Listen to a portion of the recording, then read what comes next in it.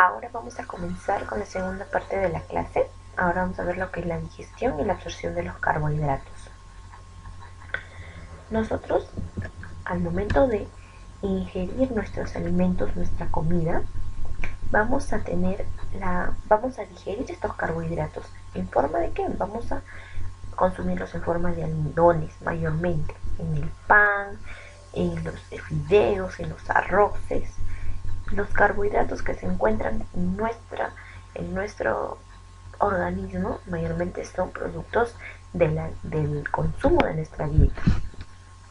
Entonces, tenemos la digestión, que va a estar producida por factores físicos, como son la masticación, y factores químicos, en donde van a intervenir las enzimas. Entonces, nosotros en la dieta, ¿qué es lo que vamos a consumir? Vamos a consumir las macromoléculas que sean complejas, como el almidón, como los polisacáridos, y luego en nuestro organismo las vamos a desdoblar en macromoléculas simples, las vamos a desdoblar a monosacáridos, porque es la forma como nosotros vamos a absorber los nutrientes, a través de los monosacáridos. Y por último van a ser, como les dije, absorbidas.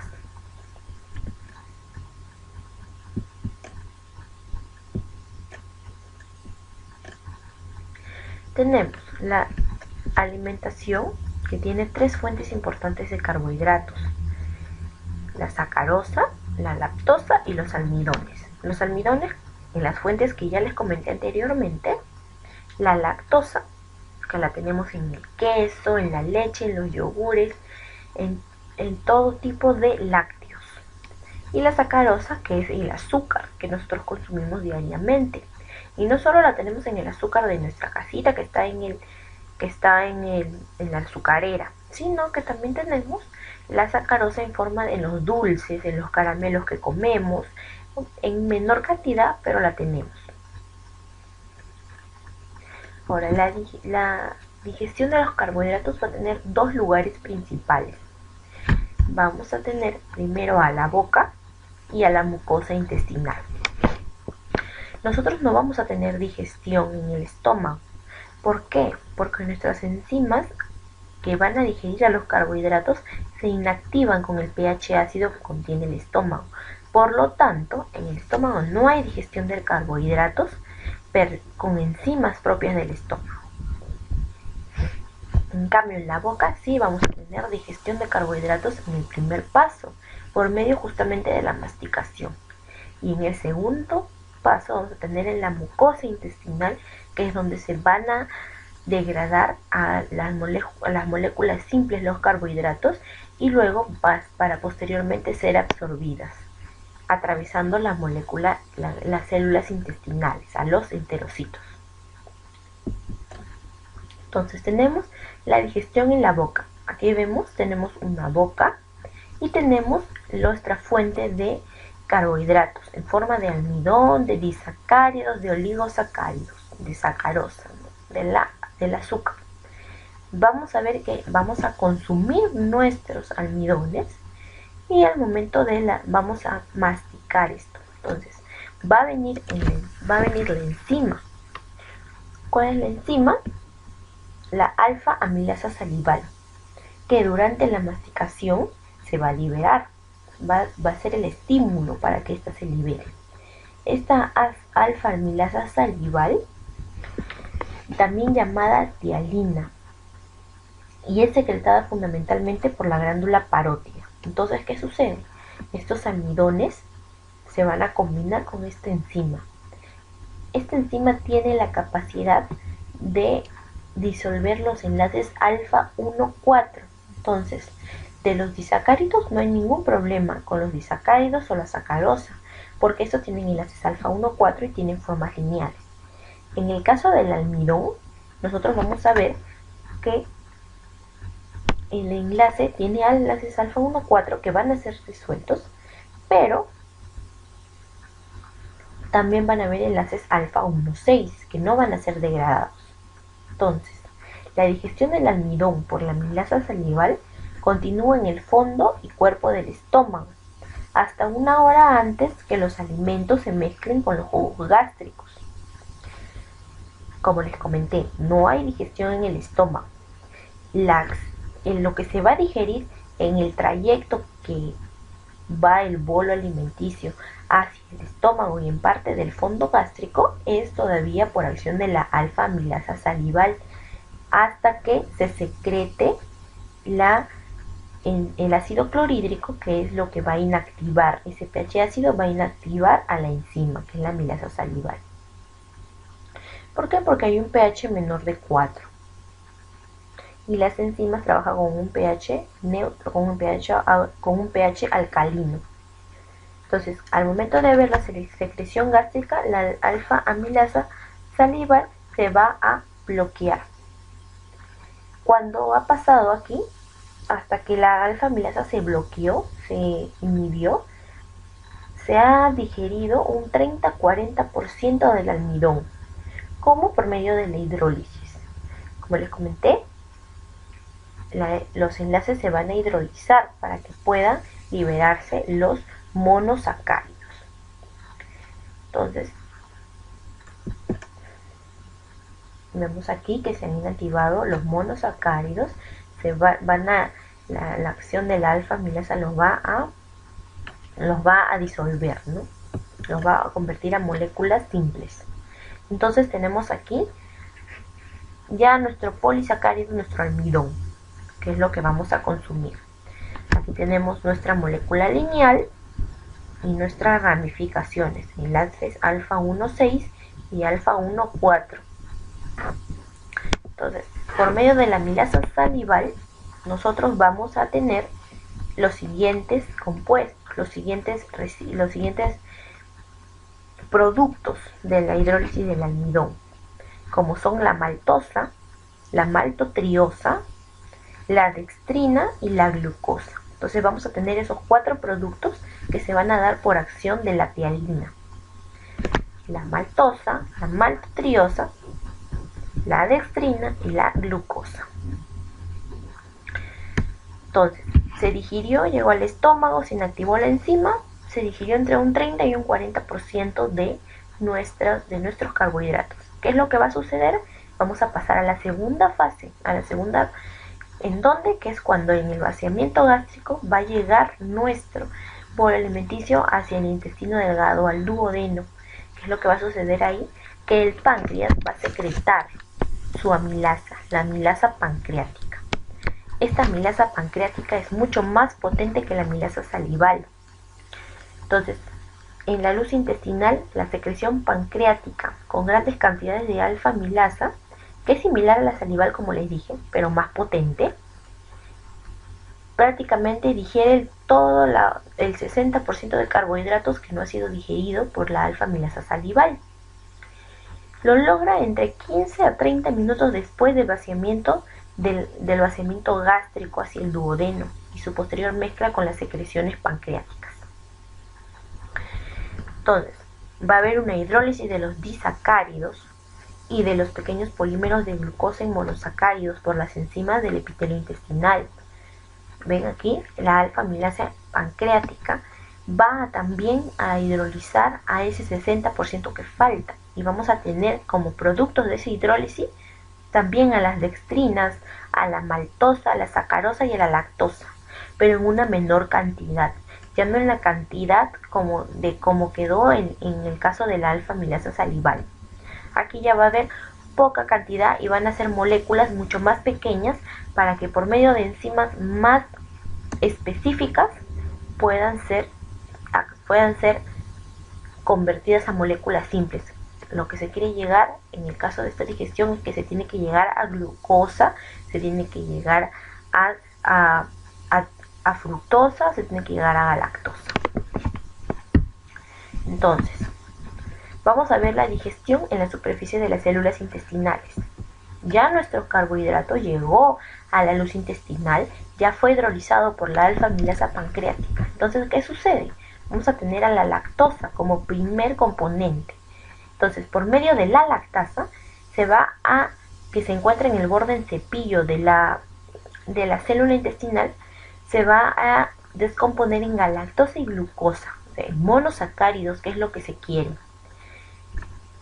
vamos a tener también a la sacarosa como otro producto de la hidrólisis del almidón. Vamos a tener que por medio de la enzima sacarasa se va a dividir en fructosa más glucosa, y también ahí vamos a tener ya nuestro compuesto único, ¿no? Nuestros monosacáridos importantes. Y por último, como les dije, ¿no? El almidón por medio de la amilasa pancreática va a tener nuestros productos de la maltosa, las dextrinas y la maltotriosa.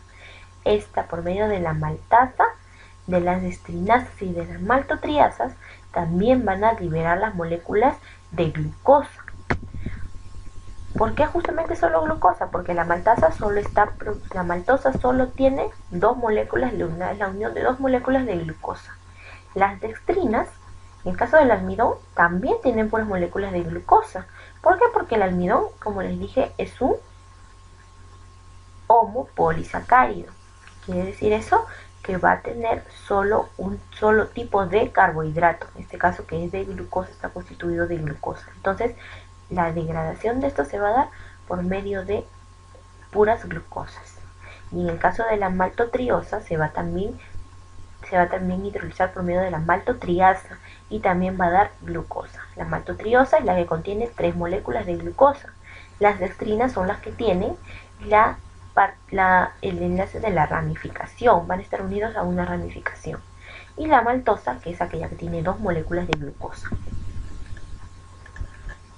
Entonces, es importante saber que las enzimas estas enzimas, la lactasa, la maltasa, la dextrinasa, la sacarasa, la maltotriasa, se van a encontrar en el borde en cepillo de la célula intestinal, el enterocito. No se va a dar la degradación de la a glucosa dentro de la célula. Aquí, bueno, por efectos del gráfico se encuentra dentro, pero las enzimas se encuentran en el borde en cepillo, en la luz intestinal. No van a ingresar aún todavía a la célula intestinal. Esta degradación, como les dije, se va a dar solo en la superficie apical del enterocito, en la vellosidad intestinal.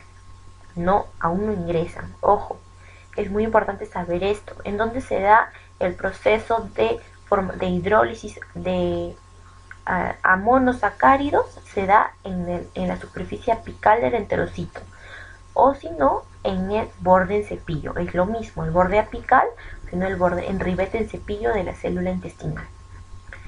Posteriormente, los monosacáridos que han sido liberados ya van a ser ingresados dentro de la célula del enterocito por medio de transportadores, que vamos a ver en unos momentos. Entonces, vamos a ver la absorción de los monosacáridos. La absorción de estos monosacáridos se va a dar principalmente por transportadores de glucosa. ¿Qué son estos transportadores? Son proteínas que se encuentran en la membrana del enterocito. Tenemos de dos tipos. Los transportadores SGLT, que son transportadores acoplados a sodio, son transportadores de glucosa que van a depender de sodio. Y los transportadores de glucosa per se, que son los llamados GLUT, por sus siglas, glucosa transporter. Estas proteínas se van a encontrar en la membrana de la célula intestinal y van a servir de canal para que la glucosa ingrese. Como todos sabemos, la glucosa es una molécula grande que no va a difundir a través de la membrana, no difunde, entonces necesita tener canales para poder ingresar. Vamos a ver aquí a los principales GLUTs y los principales SGLT, los transportadores acoplados a sodio, los SGLT. Tenemos mayormente que hay hasta 8 actualmente, pero los más importantes son los 3 primeros. ¿Por qué? Porque van a ser específicos, no todos van a transportar casi lo mismo. Por ejemplo, los SGLT solo van a transportar glucosa y galactosa, no van a transportar fructosa, no van a transportar vanosa, van a transportar glucosa y galactosa. Se encuentra mayormente en el intestino delgado, como les dije, ¿no? En la nefrona, también en los riñones, pero mayormente en el intestino delgado. y la función es su absorción y la reabsorción de glucosa. ¿Por qué reabsorción? Porque también la glucosa puede sufrir una conversión una circulación enterohepática, vuelve al hígado y otra vez va a ser reabsorbida por la célula intestinal. En cambio, en el caso de los transportadores de glucosa tenemos mucho más. En los GLUTs tenemos actualmente hasta 14 a 15 GLUTs. Los principales, el GLUT1, los primeros, GLUT1, 2, 3, 4 y el GLUT5. Estos también van a transportar glucosa y galactosa, pero también van a transportar a la fructosa. Van a ingresar a través de como ingreso basal de la glucosa, a través de la membrana basal. Entonces, aquí es importante el GLUT, ¿sí? Los GLUT, el GLUT5. Recordar que el GLUT5 no va a transportar ni glucosa ni galactosa. Es específico del transporte de fructosa. Solo va a transportar fructosa.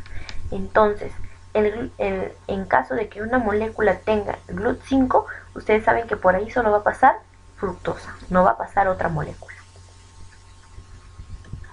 Y aquí tenemos los demás GLUTs que, bueno, también son importantes, pero mayor importancia tenemos entre los primeros GLUTs.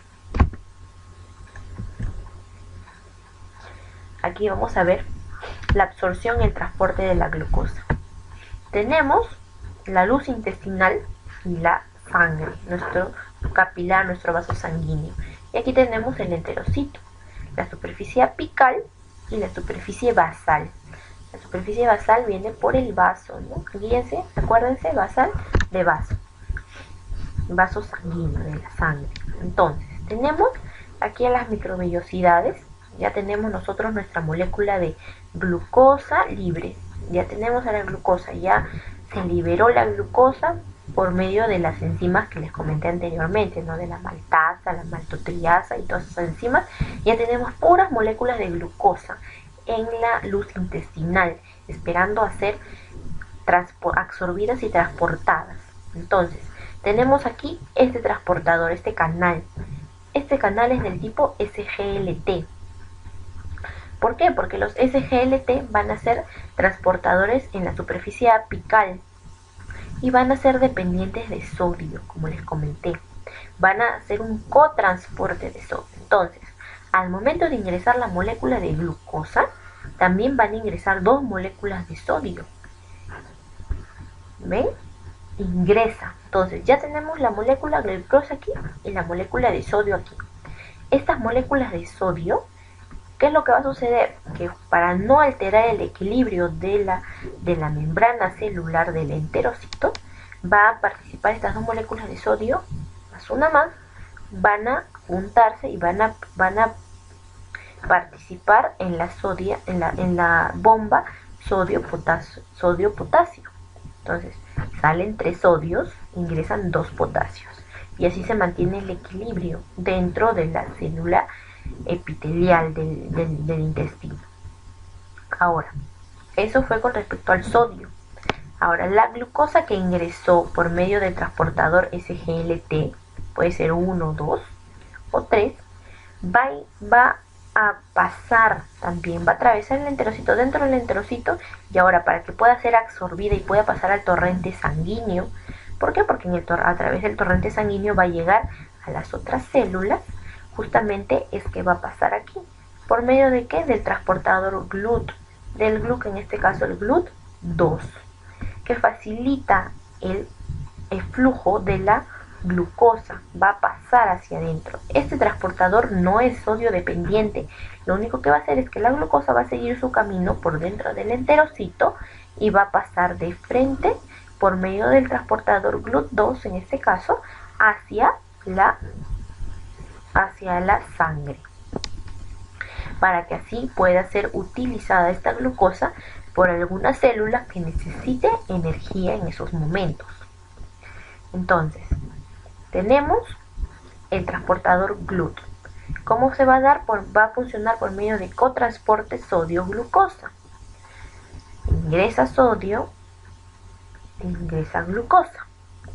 El sodio va a ser utilizado en la bomba sodio, potasio, ATPasa, y la glucosa va a pasar a través de la célula y va a llegar a la sangre, al torrente sanguíneo por medio del transportador GLUT.